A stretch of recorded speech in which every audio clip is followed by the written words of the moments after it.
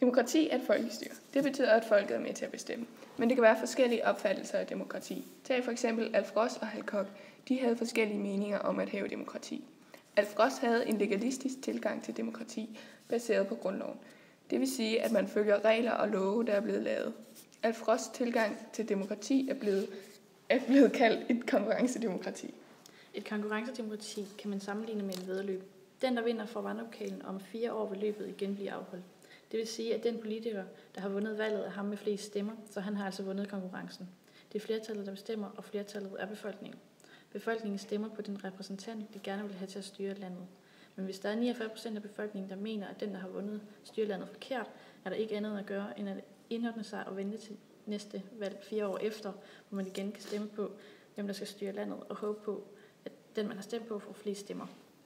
Det kaldes en legalistisk tilgang til demokrati, altså at reglerne skal følges. Hvis vi derimod kigger på Hal Kochs tilgang til demokrati, er den tilgang helt modsat i forhold til Alf Ross. Hal Koch har en folkeopdragende tilgang. Han mener, at demokrati er en livsstil og en måde at tænke på. Modsat af Alf Ross tilgang, hvor mindretal bare skal indordne sig flertal, mener Hal Koch, at der skal tages hensyn til alle, også mindretallet. Ifølge Hal Koch er det ikke altid flertal, der har ret, og at afstemning ikke er demokrati, men derimod er diskussion demokrati. Hal Koch siger, at demokrati kommer i form af ens opdragelse, hvor man lærer at tage hensyn og deltage og komme med sine egne meninger. Hal Kochs tilgang til demokrati bliver derfor kaldt folkeopdragende demokrati og et deltagelsesdemokrati. Ifølge ham skal man ikke bare læne sig tilbage og sige, det er klart du, men man skal ytre sine meninger og holdninger offentligt, for at man kan blive hørt og for at der kan blive taget hensyn. Samtidig skal man også lytte til andre, ud for at skabe debat om, hvad der skal ske.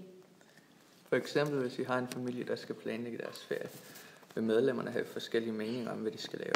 Lillebroren vil måske gerne til Lalandia. Storesøsteren vil gerne et sted hen med meget sol. Forældrene vil måske gerne ud og se nogle spændende ting. Moren, faren, søsteren og broren lytter til hinanden og finder frem til en løsning, de alle kan være med til. I det her eksempel er hele familien det samme som hele befolkningen. Det, der sker i familien, sker også i befolkningen.